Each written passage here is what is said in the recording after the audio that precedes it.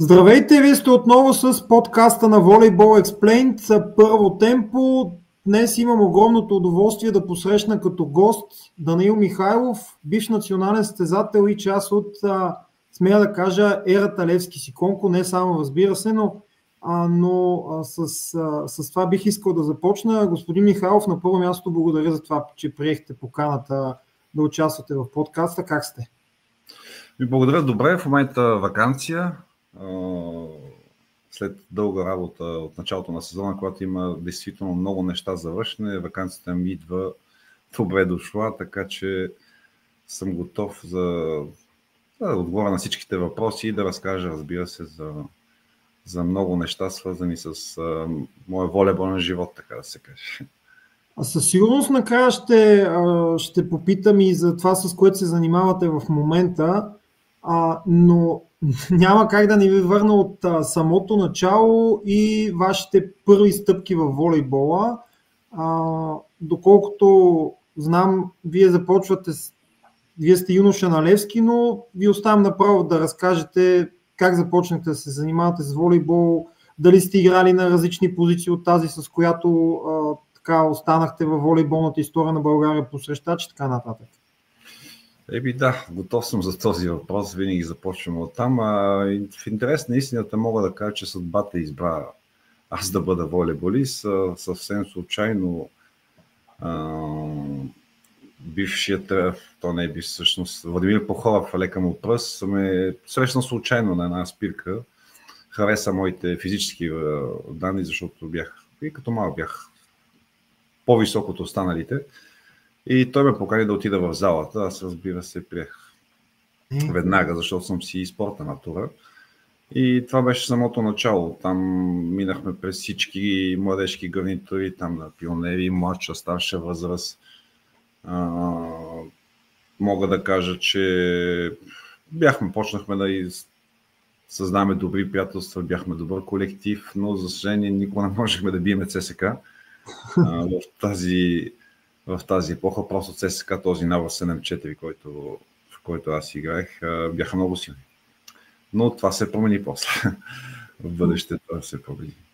Може ли да кажете всъщност и горе-долу вашите съотборници? Аз мисля, че Ники Найденов също е 7-4, от ЦСКА, кои са по това време? Ники Иванов мисля, че е 7-3, нали така, или 7-2? Не, по-голям е, 7-2 или 7. Но Евгений Иванов е 7-4 и Радко Колев, той дойде от Кърджали, дойде при нас на един по-късен етап. И това горе-долу, това са наборите. Но да, интересно беше, че опитвахме, но не успявахме, но след това, като вече пораснахме, така да се каже, като трябваше играем в мъже, тогава беше напълно обратно. Точно тогава дойде ерата на Левски Сиконко, когато 6 пъти станахме шампиони подред, носители на купата и така. Но това първи стъпки волейбол. Участвах и на 2 световни първенства като юноша. Това беше в Португалия, после в Аржентина. Какво да кажа? Нормално развитие, много работа и така. А в мъжкия отбор всъщност Левски по това време мисля, че все още се казва Левски Спартак, нали така? Говорят 92-3 година, нали така? Точно. Даже първата, кога влизате в първия, в мъжкия? Аз за жалост, нали, вече не съм от най-младите, да не кажа, нали, въобще, но тези времена все още не си ги спомням. Аз съвсем така си признавам. Първите ми спомени са ваши мачове на Левски Сиконко в Шампионската лига 2001 година и след това европейско първенство в Острава, мисля, че беше европейското първенство тогава. В Чехия. Да, кога влизате в мъжкия състав на Левски? Мъжкия състав на Левски влизам, не знам точно коя година, но преди това си имах един сезон с отбора на Септември. Там треньор беше небезизвестният Богдан Кючуков, който е бил и треньор на националния отбор, след това на дългогодишен преподавател в Национална спортна академията. Тъкмо той ме избра за един отбор, който имаше за цел от Б групата да се качи в А групата и ние го направихме веднага. И след това отбора на Левски, в смисъл клубът на Левски, видя нещо в мен и си ме върна обратно. И от тогава, де-факто, мисля, че 99-та година беше, ако не се лъжа. И тогава, де-факто, започнахме работа само с отбора на Левски в мъжете, които имаше и страшно голяма конкуренция. Тогава на поста по срещач бяха Ивайло Стефанов, Валери Секулов, Жоро Петров. И аз невръстен младеж, но понякога конкуренцията е нещо добро, тя ражда много, много хубави неща, стига да е добра конкуренция, стига да не е нещо подновно. И така, след една година успях да се наложи и играх повечето време аз на поста посрещача, не съм играл на други постове. 99-та година това вече е Левски Сиконко, нали така? 98-99 година мисля, че идва този момент. И аз следващия ми въпрос, аз даже банера съм го нарекал ерата Левски Сиконко началото. Под началото по-скоро имам предвид тези, нали, първия ви сблъсък, образно казано, с тези играчи, които оформят наистина тази ера. Владо Николов, в последствие, понеже Андрей Жеков е малко по-малък, мисля, че 3 години в сравнение с Владо Николов, 7-8-0. Какво ви беше първото впечатление, тъй като всъщност Владо Николов горе-долу по едно и също време започва да се установява като част от първия състав заедно с вас.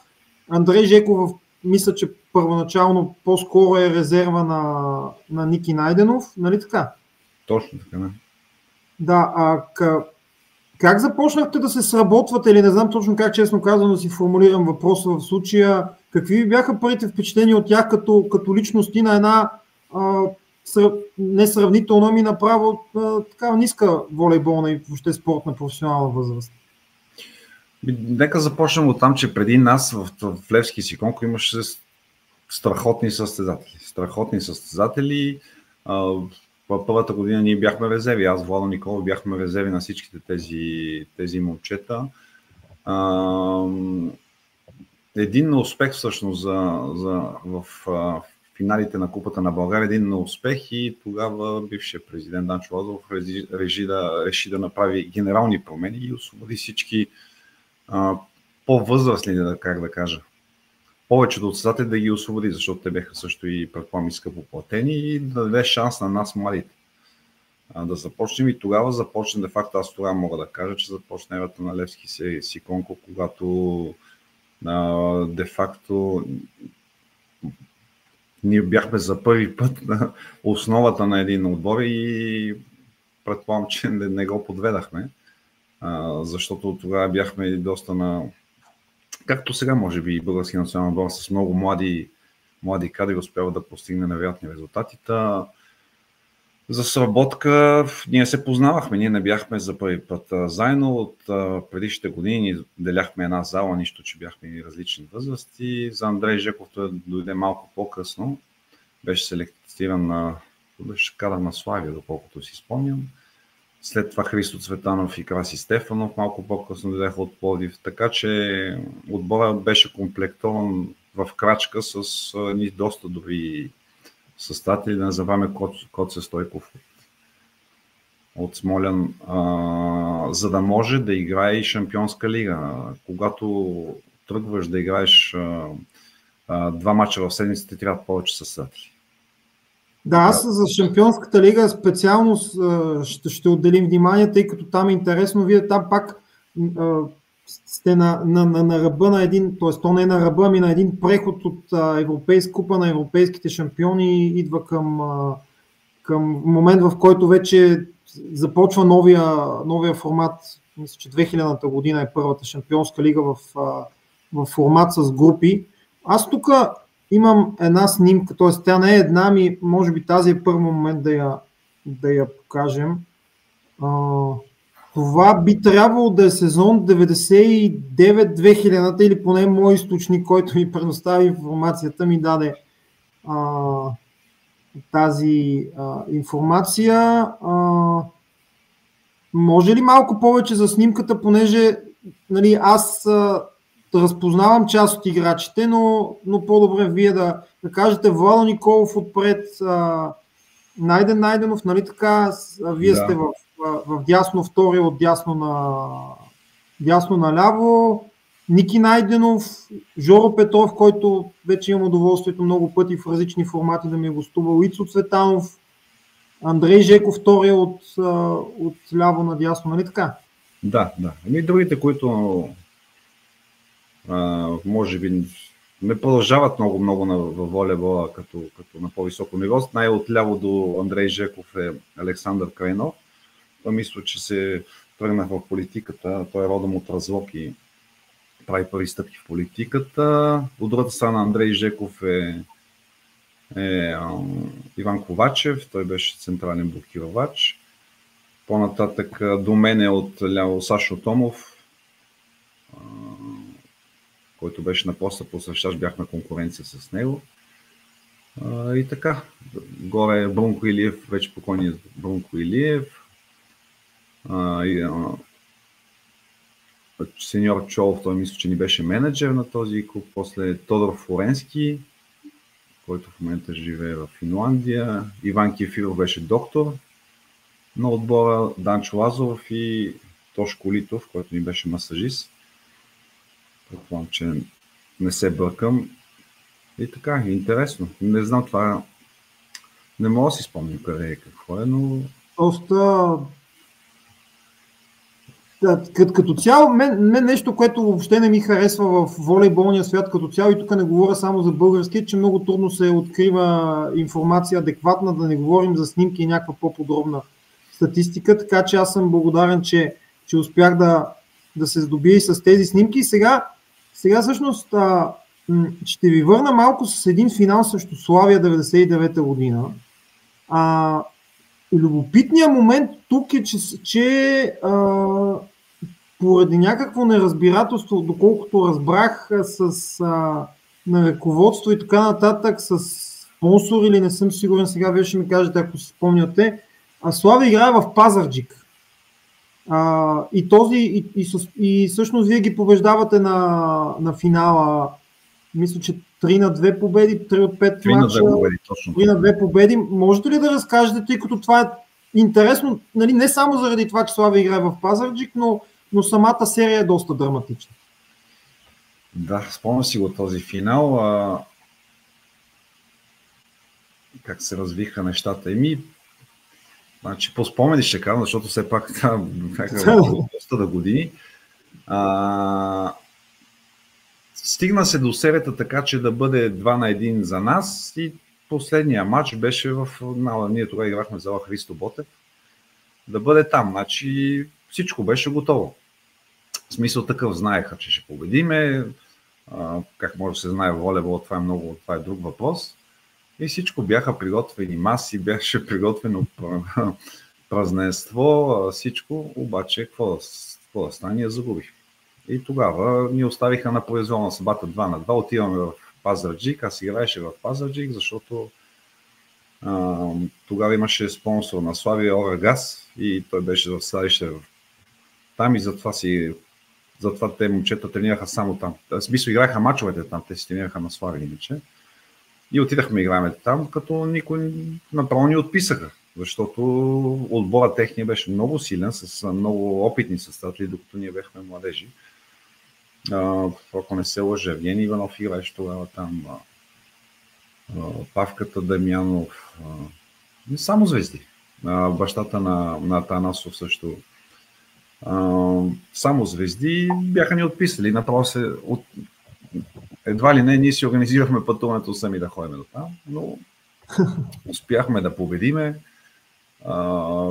Беше направо невероятно, защото при един отписан такъв финал да победиш, това е наистина огромна емоция. Стефанов мисля, че също е в Славия по това време, ако не бъркам. Възможно.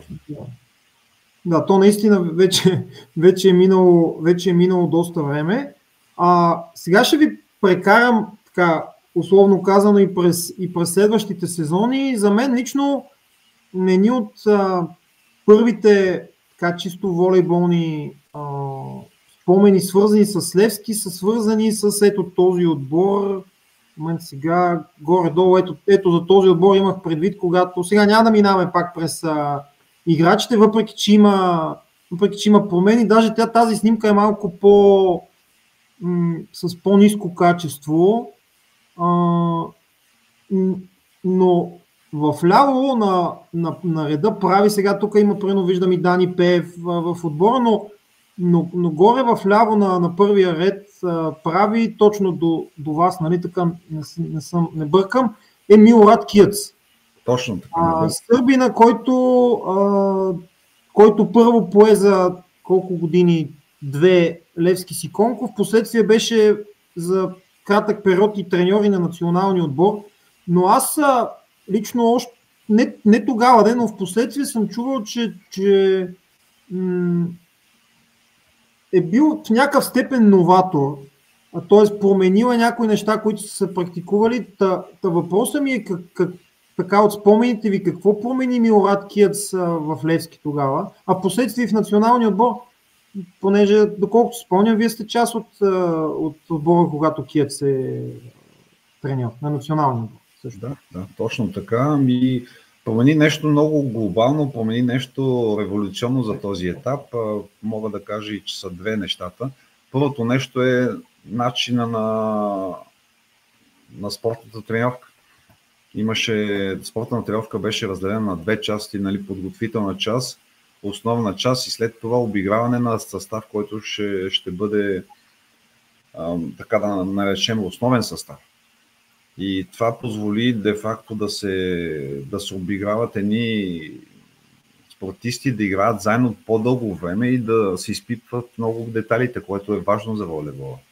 От тогава до сега това нещо мисля, че не се е променило много, защото в волейбола няма много елементи. И точно тези елементи, 6 всъщност, които те трябва да са изпипани на досъвършенство. И точно това промени той. И промяната се виждаше. Не знам при другите клубове как е работено, но при нас работеше по този метод и ноше успех. А второто нещо, което се промени, почнахме леко по леко да включваме и някаква статистика във формата да гледаме видеоматчи, да се интересуваме от силни слаби посоки на отборите срещу нас. И това беше много, много революционно, защото преди това бяхме на системата гравайте телата. Колкото може даваме, но не винаги има успех.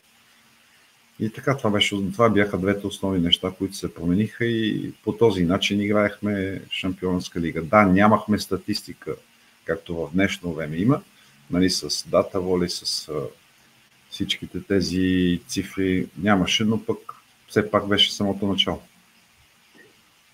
А понеже споменахте дата воля, аз даже въпроса за статистиката и за тактиката би го така... Понеже аз спомена ми е, че в България още дори вече 2010-2011 година това прохождаше, но въпреки, че малко бягам от хронологията на разговора, вие кога за първи път се сблъскахте с по-подробна статистика във вашата кариера? Аз в последните години, когато играх за националния отбор, там към 2005-2006, тогава де-факто получавахме листове с някаква информация. Примерно кой къде е силни посоки, слаби посоки, къде да насочваме нашия начален удар. Някъде в тези години. И то не беше основна информация, както е в момента. Имат всичко е толкова подробно. Аз имам спомени, работил съм и с Ивано Пранди в Лион, но това може би по-късно. Той идваше на тренировка с статистика, му даваше статистика и той създаваше тренировката на момента. Защото е много лесно да видиш къде на играта ти куца, какво можеш да подобриш и какво е добре и на какво можеш да не обръщаш чак толкова много внимание.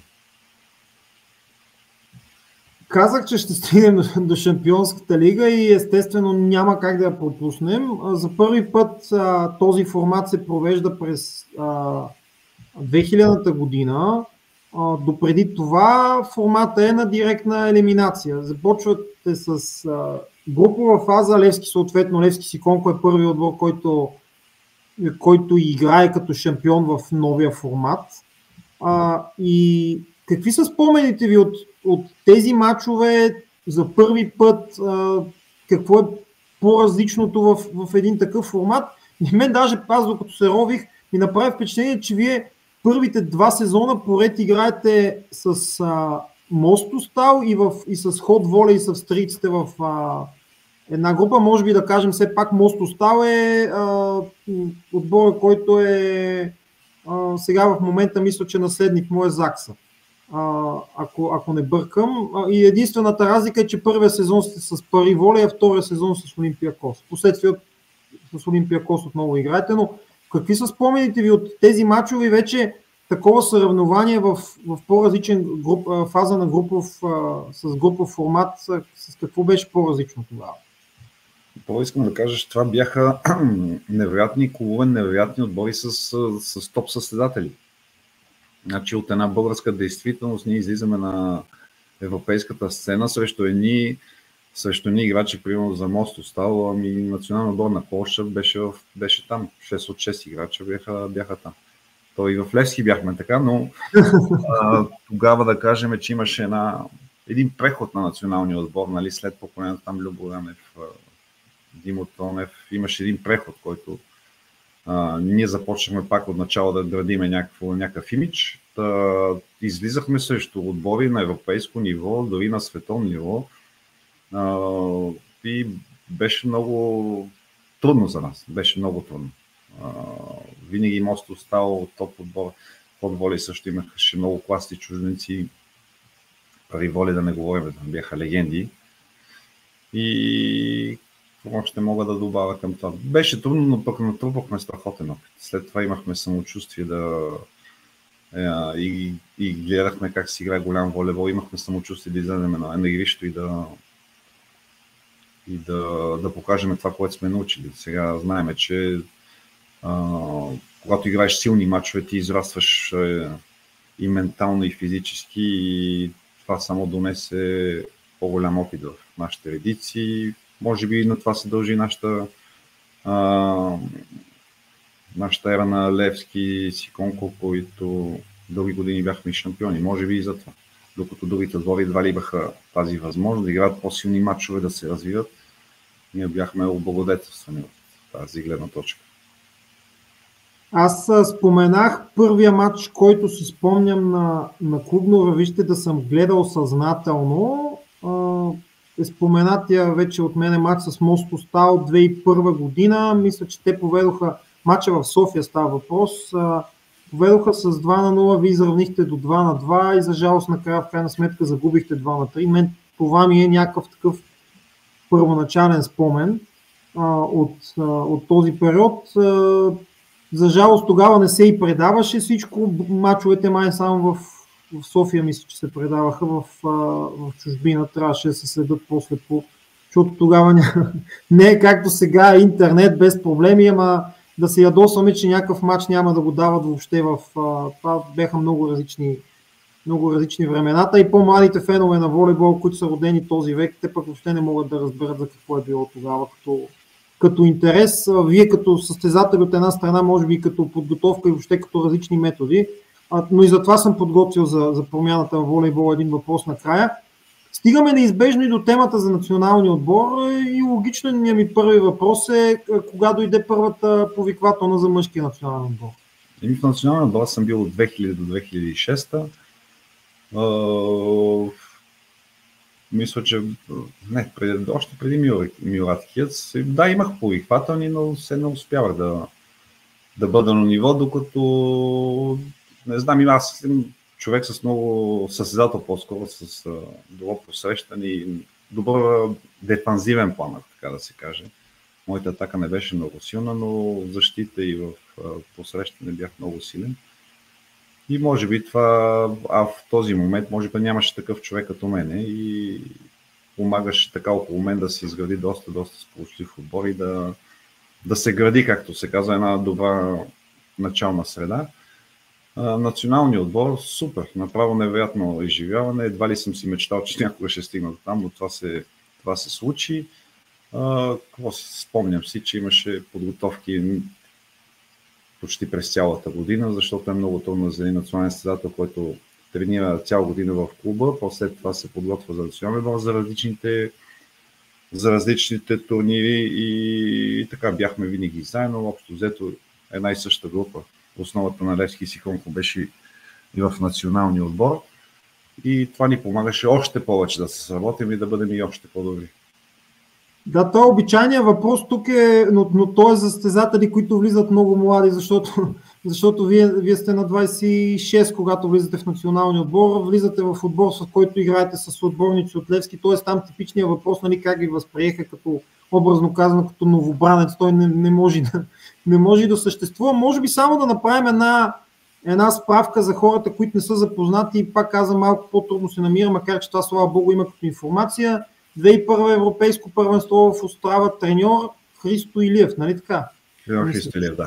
Да, световно първенство следващата година, 2002 в Аржентина с Асен Галабинов. Само частно отидах, не бях селекциониран, участвах в подготовката, но и не бях селекциониран.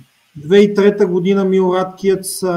Аз всъщност 2003 година, мен това ми е много интересно, понеже пък това ми е вече първия така вече по-запомнящ си спомен от националния отбор, защото вие тогава бяхте титуляр. Аз си това буквално, нали, ако първите ми спомени са Острава, то първите ми, нали, съзнателни спомени на гледане на волейбол вече с така по-сериозен интерес.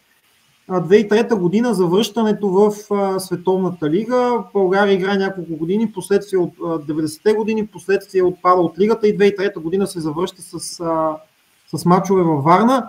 Какво беше усещането тогава пред българска публика във Варна да се, сега покрай европейското пак има, нали, такива спорове по тази тема, да се завърнете в лигата? И първо, доколкото си спомням, първият въпрос беше защо, като всички повечето от София ще играем във Варна. В София също имаше зала, нали? Имаше къде да се играе. Дори аз съм присъствал и на мач в Зимния дворец на спорта в Студентски град. Там местата, мисля, че ако не се лъжа, бяха 10 000, но защо трябва да ходим във Варна? И така, Варна ни прие, отидахме на лагер, всичко невероятно. Всичко, и обстановка, и като бяхме в една лагерна обстановка в Свети Константин и Елена, всичко беше на топ ниво, направо беше невероятно. След това първите мачове, залата пълна, всичките подкрепят. В София беше малко негативизъм, нали, по-различно. И след то успеха веднага дойде то, когато имаш подкрепа от много хора, когато я чувстваш тази подкрепа, направо ти дава криле. И след това, може би затова решиха да е Варна, тя да стане волейболната столица на България и аз мисля, че не направиха грешка. Да, тогава групата Сърбия и Черна гора, т.е. настоящия към ония момент олимпийски шампион, Холандия, т.е. предходни олимпийски шампиони, мисля, че Куба беше последния отбор. Възможно. За кубинците не съм 100% сигурен, но Сърбия и Черна гора и Холандия съм сигурен, те бяха изключително. Тогава формата, нали, пак просто го вметвам за допълнителна информация, тогава формата беше 3 домакинства по 2 мача, т.е. 12 мача общо. И аз лично този формат някакси, може би от някаква носталгична гледна точка, си го спомням. И още един въпрос за 2003 година. Тогава състава беше ясен. Първи номер Евгений Иванов, втори номер Христо Цветанов, 8 номер Даниил Михайлов, 11 номер Владо Николов, 12 номер Ники Иванов, 17 номер Пламен Константинов и там вече зависи Теодор Салпаров или Дани Пеев. Обаче изведнъж се появи едно момче, наречено Матей Казийски. Какви са първите ви спомени така и впечатления от Матей? Те тъкмо бяха спечелили бронзов медал на световното в Техеран, мисля, по това време, 2003 година. Не тъкмо, даже след това, защото то световното мисля, че беше лятото, а лигата беше преди това. Да, Матей идваше, когато дойде, беше невероятен талант. Аз даже той играеше и преди това аз го познавам от отбора на Славия, когато играеше разпределител. Знаехме, че е талант, знаехме, че е много силен физически. Дойде той от моите спомени. Мисля, аз когато почна да играе основа, той започваше да прогресира. Беше невероятен талант, нормално е да му се даде шанс, но точно тогава дойде и трансформацията, в смисъл такъв, че той трябваше да играе, за да може да трупа опит и така. Това беше за моя сметка, разбира се. Но пък бяхме добър тандем в гледна точка, че аз имах много силно посрещане, той имаше много силна атака и така се получаваше, че се допълвахме взаимно, докато вече и той отида на много по-високо ниво от мене, така че всичко е нормално и с течение на времето той направи една блестяща кариера. Но да, какво още мога да се допълни. И отбора беше добър и много интересното е, че тогава, докато в този момент не можехме да победим сърбите, тогава направихме и 2 победи срещу тях. Кубинците много силни физически, успявахме и тях да ги победиме, но започвахме да побеждаваме отбори, които са на световно ниво. Вие няколко пъти споменахте за посрещането. Аз чисто сърдечно си признавам, че аз съм ви запомнил по този начин. Явно не е било случайно. Каква е тайната на доброто посрещане според вас? Не знам, може да има и талант до някаква степен. Но при всички положения си работа. При всички положения си много контакти. Сега като имат среща партньор като Владо Николов, не може да нямаш добро посрещане. Всичко ще изглежда много смешно. Така че с годините подобрява се. Но мога да кажа, че с работа всичко се постига. Чак мащина за посрещане не е чак толкова, но пък не давам топката да падне. Да, интересно ми е доколко е и физика, т.е.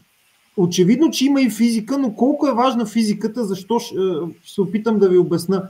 Чувал съм, че Карч Кирали, който няма нужда да обяснявам кой е естествено, като малък, при опит да направи това, което на български наричаме циганско колело, си е вкарал, мисля, че ръката в някаква дупка и по такъв начин леко я изкривил, че благодарение на този дефект се е получил ефекта, при който като се събира ръцете, но се получава платформа почти до лакътя. Забелязал съм, че има посрещачи, при които това наистина е доста сериозно изразено, т.е. Получава се такава платформа и съответно има други състезатели, при които не е на лице това. Според вас физиката от тая гледна точка доколко играе влияние? Има влияние. Може да играе, но това нещо не може да се постигне. Са не може всички да отидем да си чупим крачки. Нали, нарочно, за да го имаме тази структура, но да, виждал съм посрещачи, които ръцете са им по този начин. Предполагам, че помага, но пък при мен може би мога да подскажа малко, че аз се опитам да разделя времето, за което топката пристига до мене, да го, така да се каже, да стане по-бавно по някакъв начин. Това са моите моменти на концентрация и разбира се, голяма подготовка, да знаеш човека срещу тебе какъв сервис се изпълнява, къде са му силните зони. Това идва от статистиката, която можеш да получиш преди матч. Защото няма да крием, че не може някой, който бие много силен сервис в зона 5, да те изненада с къс сервис в зона 2. По-добре да покриеш по-големия процент на силния сервис, отколкото да чакаш нещо, което може да не се случи цял матч. Но да, и всичко играе. Всичко играе роля, и подготовката, и физиката, и техниката дори. Така че добре още като малки децата да се учат на правилна техника. Естествено, няма как да минем и през това. Сега ще изброя държавите, не клубовете, тъй като това е, нали, важна е темата, разбира се, но все пак играете в Черна гора, поправете ме някъде, понеже аз така информацията, която в интернет намирам, в Испания, в Турция и на практика завършвате в Франция. Като във Франция всъщност ви сезони са в Лион, където в последствие пък се образува, смея да кажа, един български Лион за няколко години, последствие и с Владо Николов, с Владислав Иванов, мисля, че Теодор Сапаров игра в Лион, пък и Силвано Пранди, който въпреки, че не е българин, два пъти все пак има два периода като национален селекционер, така че ние него може да си го усвоим в известен смисъл. Можете ли да разкажете за този период, защото по това време, да кажем, турското първенство, да речем, не е тази сила, която е в момента. Интересно ми е въобще как се случваха нещата в този период, включително и по отношение, да кажем, на първото ви излизане в чужбина. Не знам дали има толкова много за разказване. Първото излизане в чужбина в Черна гора, първи договор, имах две предложения, едното беше в Сибир, вече не спомням какъв отбор, предполагам, че в Сургут, и това в Черна гора, просто взех такова решение да е някъде по-близко за първото излизане. След това нищо запомнящо, стигахме финал на купата на Сърбия и Черна гора, това беше едно. Нищо запомнящо, после довърших сезона в Испания, там играхме също финал за купата, много интересно, два финала и двата загубени. След това подписах договор в Халбанк, страхотен сезон, страхотен клуб, много хубави спомени от тогава. Бяхме набързо. И те сега са актуални пак, нали? За това го казвам. Бяхме на първо място през целия сезон, просто физически не издържахме на плейофите, отстъпихме позиции, но нищо, беше страхотен опит. Тогава отидах, в смисъл треньора на Рен беше бащата на Женя Гребенников, Борис Гребенников, който дойде в Турция да гледа финалите, подписахме договор и тогава 2 години в Рен. В проа отбор, добра игра, може да се каже. След това в един отбор от Пикарди още 2 години и тогава де-факто отидах в Лион, където започнахме българската ера. Интересно, добре структуриран клуб с център формацион, как да го проведа сега, с младежка формация, в смисъл такъв, че формираш млади кадри, които да подпомагат и мъжки отбор, дори и френски като частност. Реши се да се прави един страхотен отбор, след това се селекционираха добри състезатели, разбира се, с помощта на Владо Николов, Владислав Иванов и Теди Салапаров, направиха един страхотен отбор. Аз тогава бех се привършил вече на 39 годишна възраст, приключих волейболната кариера и останах като треньор в същия този клуб. Добри изяви, беше страхотно да гледаш на такова високо ниво и толкова отблизко такива състезатели. Не може да се каже, че направихме някакви големи успехи, макар че имахме нашите шансове. Играхме полуфинал срещу Пари Волей и малко ни достигна от име на финал, но нищо. Важното беше, че много състезатели излезаха оттам, много кадри бяха формирани, за бъдеще те си показаха своето. Аз да попитам, вие сега продължавате да работите във Франция, нали така?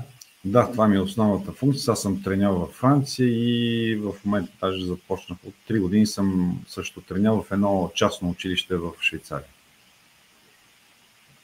Поради тази причина няма как да не ви попитам на какво се дължи чисто като методика, като стратегия възхода на Франция, защото да, Франция, аз пак се върна на моите първи спомени, 2002 година си беше естествено на картата, 2006 година в онзи знаменит матч ги обърнахме от 2-0 до 3-2, но в последствие Франция се изгради като наистина сила волейболна, за да се стигне до там, че в момента да са 2 пъти поред олимпийски шампиони. На какво според вас като промяна в работата се дължи този възход?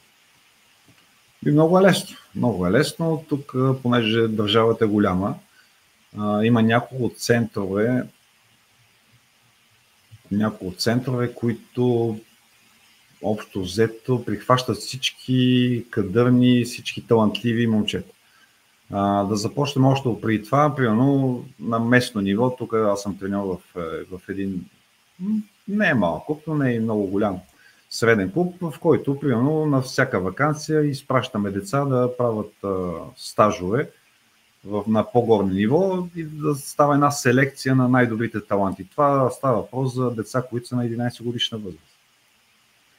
Защо се почва толкова рано? Защото преценено е, че за 4-5 години, когато станат на 15-16 години, тези деца вече ще имат доста добър опит в волейбола, доста добре ще са подготвени и това е само на едно местно ниво, ако да кажем в нашия департамент. Това става след това на регионален принцип и на национален принцип.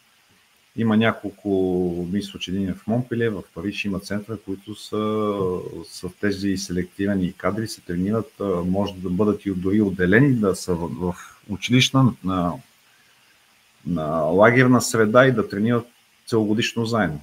Също няколко от отборите им се даваше шанс, аз докато играех още.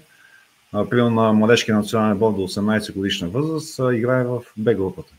Всички мачове. Нищо, че... Тоест централизация на процеса съвсем условно казано. Да, нищо, че не са на същото ниво, но играят мачове и събират опит и играят заедно, го познават. Така селектират се още на много малък принцип. Се прави една селекция, познават се тези играчи, канат се на по-високо ниво и така с годините всичко се намества и не е изненада, че на 15 годишна възраст тези деца се познават много добре, те са приятели, играят заедно и могат да постигнат някакви резултати. Според мен на това се дължи. Отделно във всяко училище има зала и тази зала е заета. Тази зала е заета с някакви спортове. Всичко от до е заето и се тренира, дали ще е волейбол, баскетбол или хандбал. Тук волейбола не е много популярен спорт. Преди него има и баскетбол, и футбол, но всички зали са заети, не можеш да намериш и зала. Така че за мен това е. Имаш база, имаш материал и след това всичко е много лесно. А доколко този модел може да бъде сравнен с стария български модел, разбирайте преди 90-та година, защото съм чувал такива сравнения така във времето. Може да бъде сравнен. В България имаше спортно училище на времето. Аз нямах честа да бъда в спортно училище, но всички мои колеги бяха там и беше много улеснено. Целият процес беше много улеснен. Сега този модел тук в Швейцария го има, една академия по волейбол, за която аз работих 2 години и по същия начин.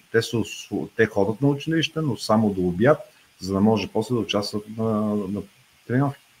Значи, щом една Женева може да си го позволи това, защо ние го изтрихме. Нали?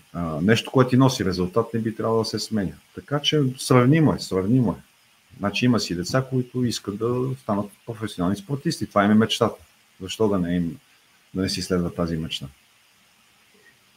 Господин Михайлов, благодаря ви отново за това, че гостувахте в подкаста, но преди да приключим, аз традиционно завършвам винаги с един и същи начин, с така наречената препоръка за следващ гост, което е молба към настоящия гост, в случай вас, за препоръка за следващ гост, което най-просто казано означава 2 неща. По възможност човек, който да е интересен като гост и с когото да мога да комуникирам на български или на английски. За друг език малко ще ми бъде сложно.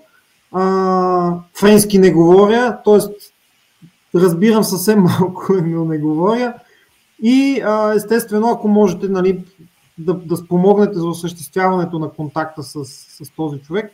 Като, разбира се, дали сега ще ви хрумне нещо като идея и ще споделите или на по-късен етап, разбира се, няма проблем. Добре, ще си помисля малко и ще направим контакт с вас. Благодаря много.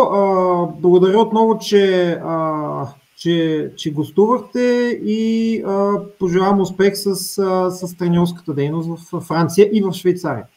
Да, благодаря за поканата и се надявам всичко да е минало добре и да е интересно за вашите зрители. Благодаря отново, уважаеми зрители. Радвам се, че отново ни гледахте. Надявам се, че този епизод ви е харесал. След малка почивка, това беше след световното първенство, беше отново